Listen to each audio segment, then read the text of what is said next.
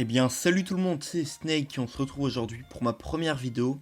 Donc sur cette chaîne vous retrouverez des vidéos qui parlent de nature et d'animaux, mais plus spécialement de prédateurs. Donc que ce soit des reptiles, des oiseaux, des mammifères, des poissons ou des insectes, à chaque vidéo je vous présenterai un prédateur. Donc ça ce sera l'émission principale de ma chaîne, mais je ferai aussi des émissions un petit peu plus secondaires. Donc par exemple j'ai des phasmes en élevage, donc de temps en temps je ferai des fiches d'élevage pour présenter mes espèces. Et je pourrais aussi faire des vidéos où par exemple je présente ma collection de pierres précieuses, des trucs comme ça. Mais ça restera toujours dans le thème de la nature et des animaux. Donc on va commencer sans plus attendre ce premier numéro de Prédateurs sauvages avec le grand requin blanc. Ce roi des océans mesure en moyenne de 5 à 6 mètres. Le plus grand spécimen qui a été identifié mesure 7 mètres.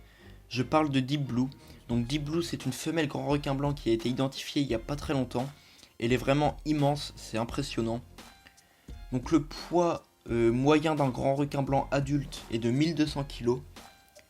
Les grands requins blancs vivent dans les eaux côtières et océaniques du monde entier, donc à part les océans vraiment glaciaux comme l'Arctique ou l'Antarctique. Mais ils ont quand même des préférences pour l'Afrique du Sud, les côtes de Miami et l'Australie. Donc la vitesse de pointe du grand requin blanc est de 40 km/h, donc c'est juste super rapide sous l'eau. Donc le grand requin blanc se nourrit de phoques, de dauphins, de tortues, quelquefois d'oiseaux de mer et de grands poissons. Donc quand je dis des grands poissons, c'est comme des poissons assez imposants, comme le mérou ou le poisson lune. Et donc la force de morsure du grand requin blanc, donc juste pour vous donner une petite idée, la force de morsure d'un chat est de 55 newtons. Donc le newton c'est la force, enfin c'est l'unité pour mesurer la force de morsure et la puissance. Et la morsure d'un grand requin blanc va de 10 000 jusqu'à 18 000 newtons s'il mord avec l'arrière de la mâchoire. Donc c'est juste ultra violent. Je sais pas si vous êtes déjà fait mordre par un chat, mais ça fait déjà assez mal. Donc imaginez par un grand requin blanc, ça vous brise en deux, c'est juste ultra violent. Ce prédateur est vraiment un prédateur opportuniste, puisque quand il rencontre des petites proies, donc par exemple des oiseaux, tout ça, il les mange directement. Mais quand il s'attaque à des plus grandes proies, donc par exemple des phoques ou des tortues, ce qu'il fait en fait, c'est vraiment une technique de chasse vraiment spécifique aux requins. C'est qu'il arrive par derrière et par en dessous, comme ça la proie ne s'attend vraiment pas à se faire attaquer.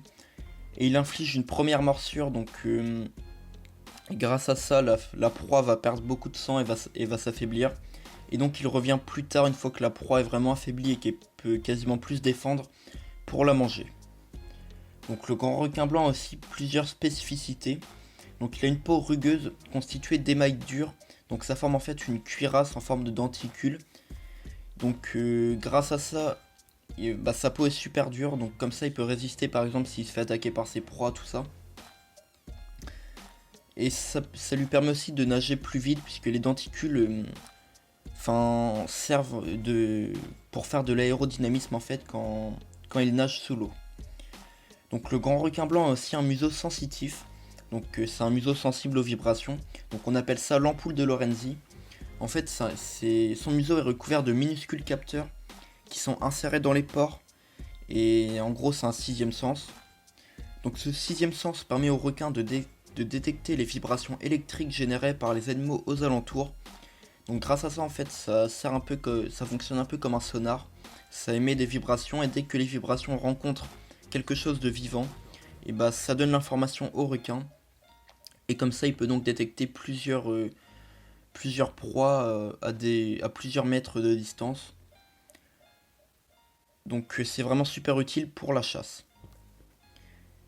Et c'est notamment grâce à ça qu'il est capable de détecter une goutte de sang à plusieurs kilomètres, donc jusqu'à 5 km de distance.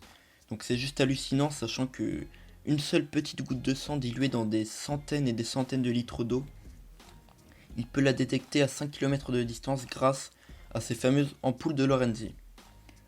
Donc il faut aussi savoir que le grand requin blanc a une bouche remplie de 300 dents, donc qui vont de 5 jusqu'à 7 cm de long. Donc elles sont dispersées sur plusieurs rangées, et les dents repoussent à l'infini, puisque ça lui arrive souvent en fait de se casser des dents, par exemple en mordant en arrivant vraiment super vite et en mordant dans sa proie, il peut se casser des dents. Donc comme ça repousse directement et à l'infini, donc c'est vraiment super utile pour des prédateurs comme le grand requin blanc.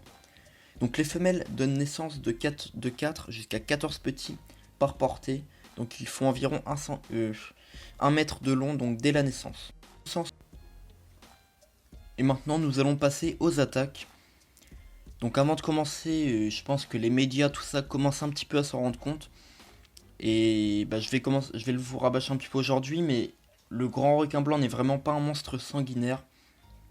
Donc depuis qu'il a été découvert, il a fait 410 attaques, mais seulement 63 ont entraîné la mort. Donc pourquoi seulement 63 personnes sont mortes suite aux attaques? Tout simplement parce que, comme je vous l'ai dit tout à l'heure, le grand requin blanc attaque par en dessous, et un surfeur ou quelqu'un en combinaison de plongée vu du dessous, ça peut faire penser à un phoque, surtout que le grand requin blanc n'a pas une très bonne vision. Il confond ça avec des animaux de son régime alimentaire en fait. Et une fois qu'il mord dans un humain, il se rend compte que c'est pas du tout le genre de nourriture qui l'intéresse, donc il lâche et il s'en va. Et c'est vraiment à cause de... Enfin, c'est suite en fait aux blessures et aux saignements ou même aux infections que les 63 personnes sont mortes.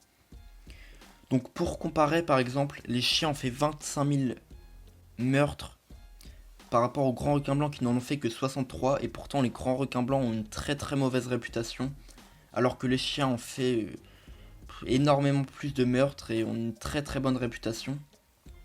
Donc c'est vraiment dommage, mais vous allez me dire pourquoi les requins ont une si mauvaise réputation. Je pense que vous vous en doutez, c'est grâce à de nombreux films qui ont marqué des générations, donc comme Les Dents de la Mer de Steven Spielberg, ou même The Reef et Shark Attack.